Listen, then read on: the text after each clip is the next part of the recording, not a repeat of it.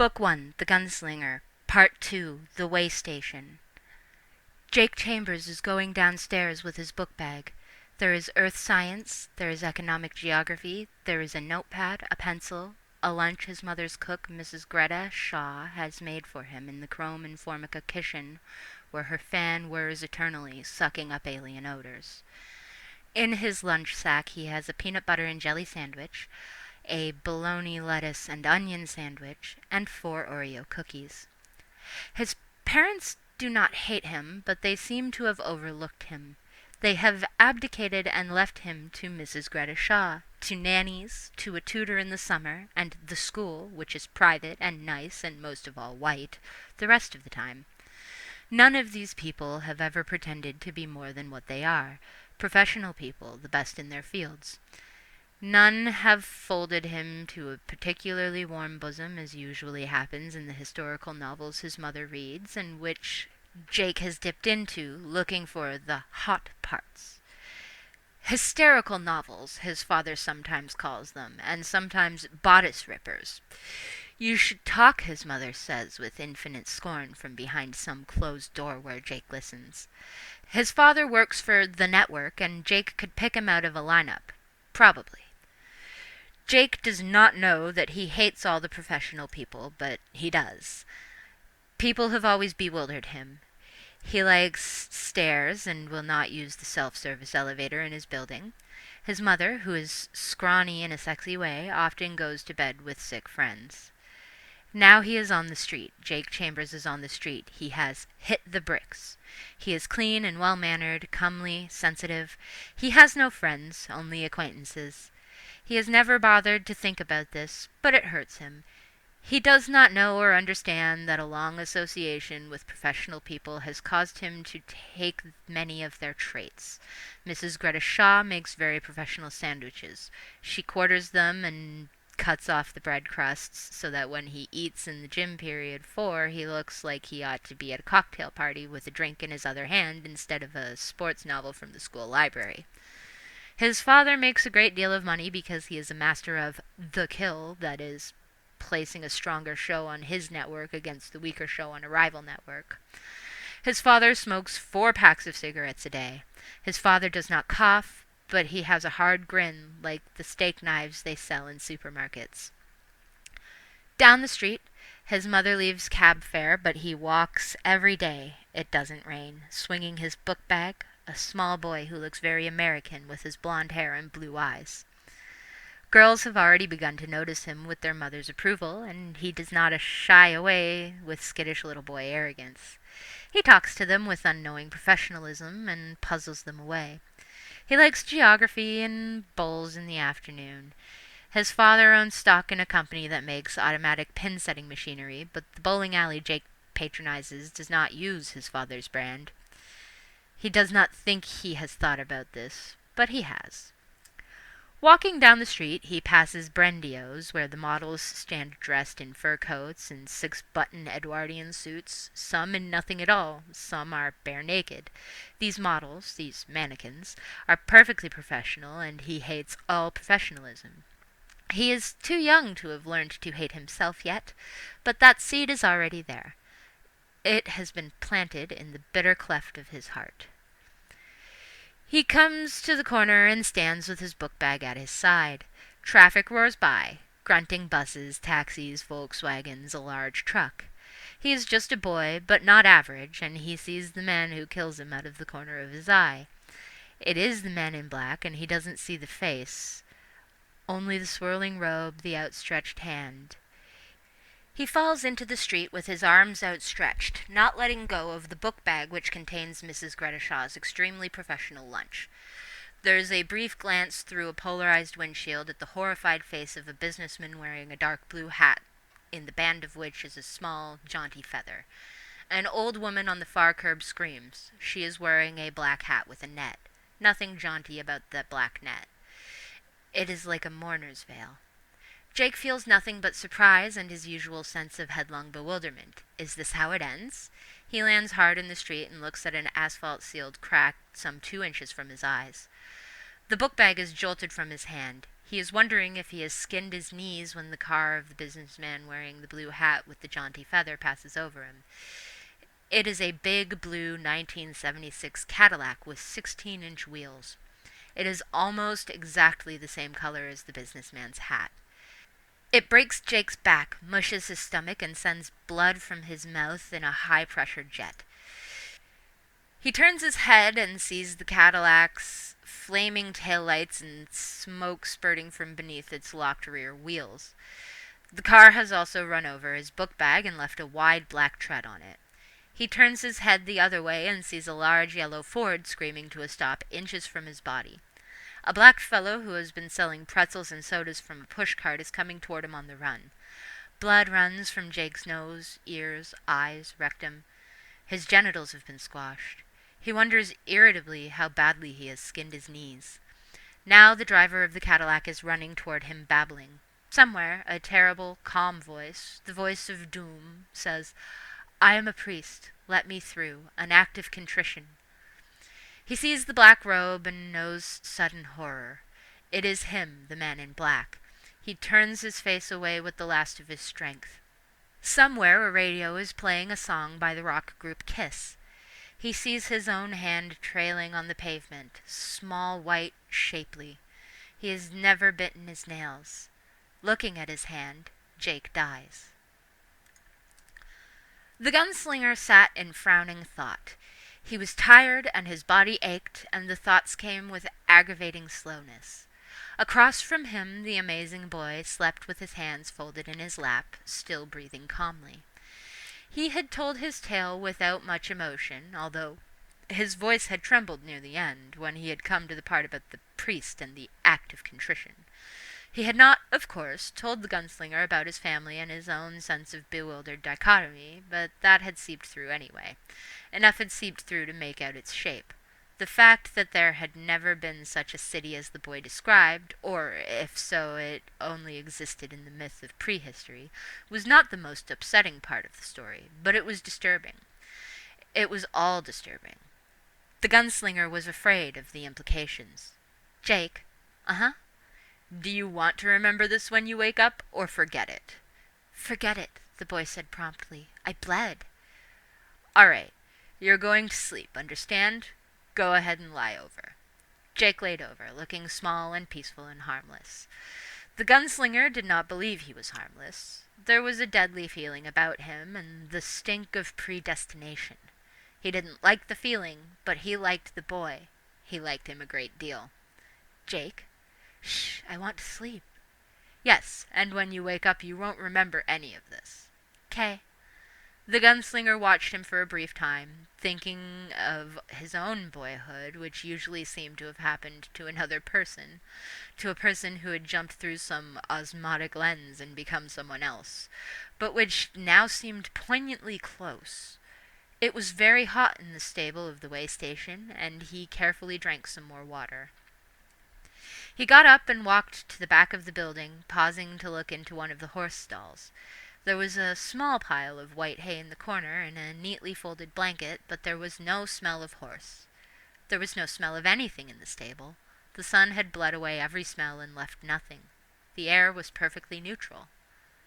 At the back of the stable was a small, dark room with a stainless steel machine in the center. It was untouched by rust or rot. It looked like a butter churn. At the left, a chrome pipe jutted from it, terminating over a drain in the floor. The gunslinger had seen pumps like it in other dry places, but never one so big.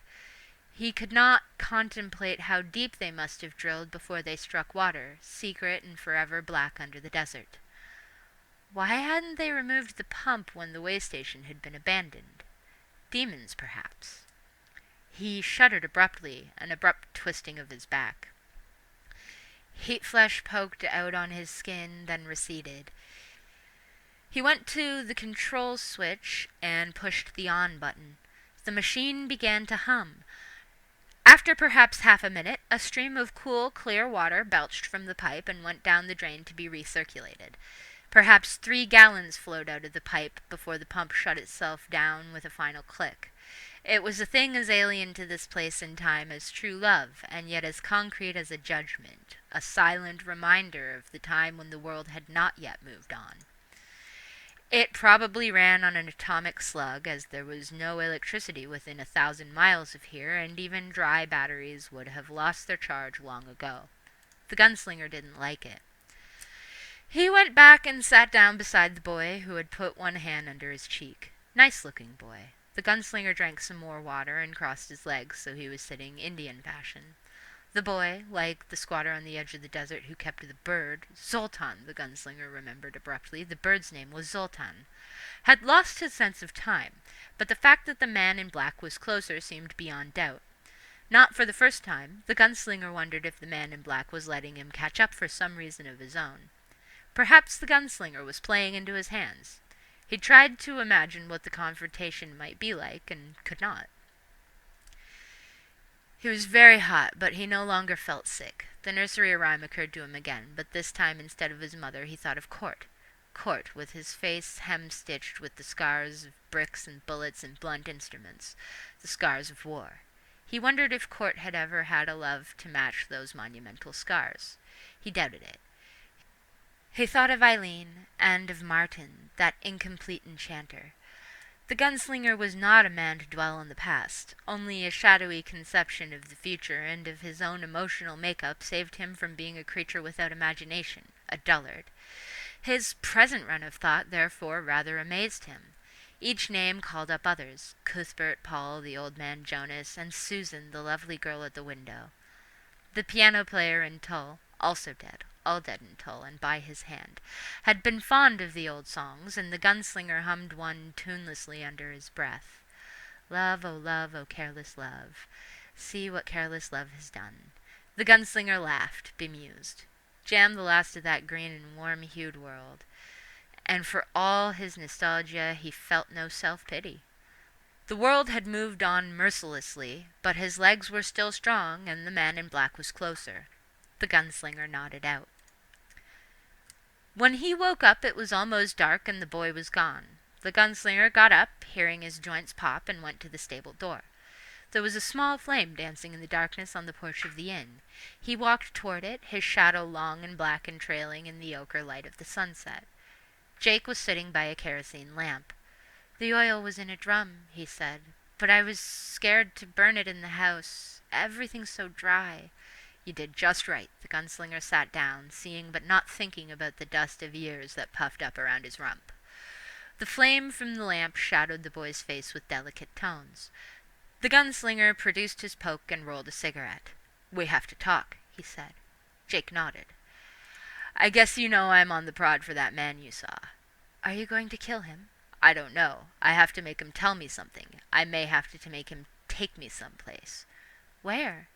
To find a tower, the gunslinger said.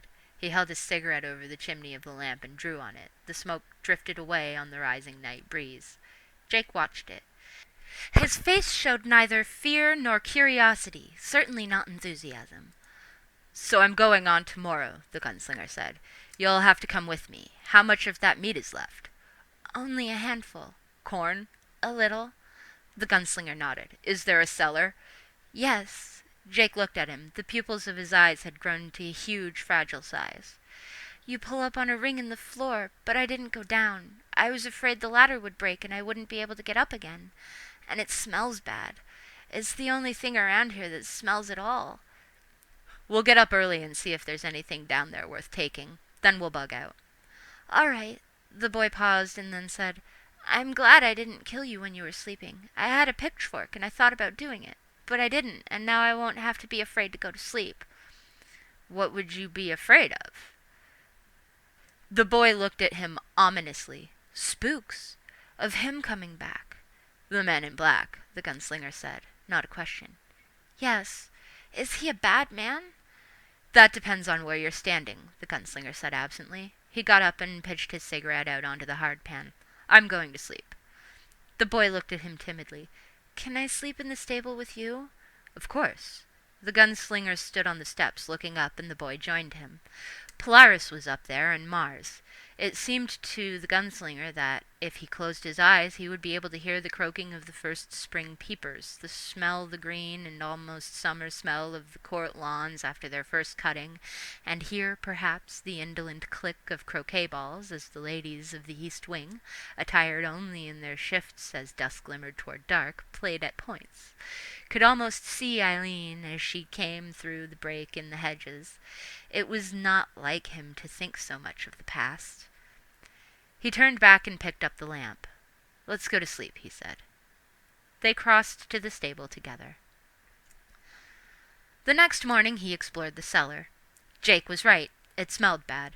It had a wet, swampy smell that made the gunslinger feel nauseous and a little lightheaded after the antiseptic odorlessness of the desert in the stable. The cellar smelled of cabbages and turnips and potatoes, with long, sightless eyes gone to everlasting rot. The latter, however, seemed quite sturdy, and he climbed down. The floor was earthen, and his head almost touched the overhead beams. Down here spiders still lived, disturbingly big ones with mottled gray bodies. Many of them had mutated. Some had eyes on stalks. Some had what might have been as many as 16 legs. The gunslinger peered around and waited for his night eyes. "You all right?" Jake called down nervously. "Yes." He focused on the corner. "There are cans. Wait." He went carefully to the corner, ducking his head. There was an old box with one side folded down. The cans were vegetables, green beans, yellow beans, and 3 cans of corned beef. He scooped up an armload and went back to the ladder. He climbed halfway up and handed them to Jake, who knelt to receive them. He went back for more. It was on the 3rd trip that he heard the groaning in the foundations. He turned, looked, and felt a kind of dreamy terror wash over him, a feeling both languid and repellent, like sex in the water, one drowning within another. The foundation was composed of huge sandstone blocks that had probably been evenly cornered when the way station was new, but which were now at every zigzag drunken angle. It made the wall look as if it were inscribed with strange meandering hieroglyphics. And from the joining of 2 of these buttress cracks, a thin spill of sand was running, as if something on the other side was digging itself through with slobbering, agonized intensity. The groaning rose and fell, becoming louder until the whole cellar was full of the sound, an abstract noise of ripping pain and dreadful effort. "Come up!" Jake screamed. "Oh, Jesus, mister, come up!" "Go away," the gunslinger said calmly. "Come up!" Jake screamed again. The gunslinger did not answer. He pulled leather with his right hand. There was a hole in the wall now, a hole as big as a coin. He could hear, through the curtain of his own terror, Jake's pattering feet as the boy ran. Then the spill of sand stopped. The groaning ceased, but there was a sound of steady, labored breathing. "Who are you?" the gunslinger asked. No answer.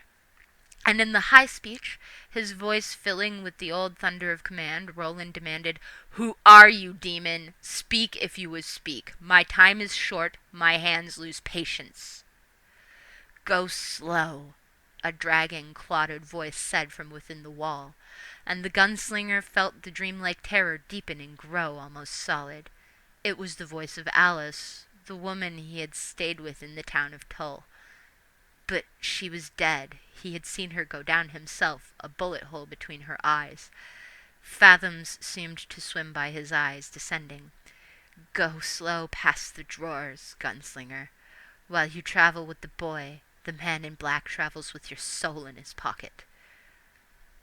"What do you mean? Speak on!" But the breathing was gone. The gunslinger stood for a moment, frozen, and then one of the huge spiders dropped on his arm and scrambled frantically up to his shoulder. With an involuntary grunt, he brushed it away and got his feet moving. He did not want to do it, but custom was strict, inviolable. The dead from the dead, as the old proverb has it. Only a corpse may speak. He went to the hole and punched at it. The sandstone crumbled easily at the edges, and with bare stiffening of muscles, he thrust his hand through the wall, and touched something solid, with raised and fretted knobs. He drew it out. He held a jawbone, rotted at the far hinge. The teeth leaned this way and that. "All right," he said softly. He thrust it rudely into his back pocket and went up the ladder, carrying the last cans awkwardly. He left the trap door open. The sun would get in and kill the spiders. Jake was halfway across the stable yard, cowering on the cracked, rubbly hardpan. He screamed when he saw the gunslinger, backed away a step or two, and then ran to him crying. "I thought it got you, that it got you. I thought—" "It didn't." He held the boy to him, feeling his face hot against his chest and his hands dry against his rib cage. It occurred to him later that this was when he began to love the boy, which was, of course, what the man in black must have planned all along. "Was it a demon?" The voice was muffled. "Yes, a speaking demon. We don't have to go back there anymore. Come on." They went to the stable, and the gunslinger made a rough pack from the blanket he had slept under. It was hot and prickly, but there was nothing else. That done, he filled his water bags from the pump. "You carry one of the water bags," the gunslinger said. "Wear it around your shoulder, like a fakir carries his snake. See?" "Yes." The boy looked up at him worshipfully. He slung one of the bags. "Is it too heavy?" "No, it's fine." "Tell me the truth now. I can't carry you if you get a sunstroke." "I won't have a sunstroke. I'll be okay." The gunslinger nodded. "We're going to the mountains, aren't we?" "Yes." They walked out into the steady smash of the sun. Jake, his head as high as the swing of the gunslinger's elbows, walked to his right and a little ahead, the rawhide-wrapped ends of the water bag hanging nearly to his shins. The gunslinger had crisscrossed 2 more water bags across his shoulders and carried the sling of food in his armpit, his left arm holding it against his body. They passed through the far gate of the way station and found blurred ruts of the stage track again. They had walked perhaps 15 minutes when Jake turned around and waved at the 2 buildings. They seemed to huddle in the titanic space of the desert. "Goodbye!" Jake cried. "Goodbye!" They walked. The stage track breasted a frozen sand drumlin, and when the gunslinger looked around, the way station was gone. Once again there was the desert, and that only.